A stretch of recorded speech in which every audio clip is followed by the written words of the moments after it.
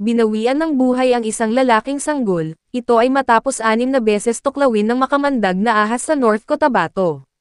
Binawian ng buhay ang sanggol, matapos mapuruhan sa kanyang ulo ng tuklawin ng hinihinalang diamond snake. Base sa ulat, iniwan umanong mag-isa sa kanilang bahay ang bata, dahil lumabas saglit ang kanyang lola, para kumuha ng pagkain. Ngunit nang makabalik na ang lola sa kanilang tahanan, ay nakita na lang nito na ang kanyang apo, pinuluputan na ng ahas ang bahaging ulo nito kung saan ito tinuklo.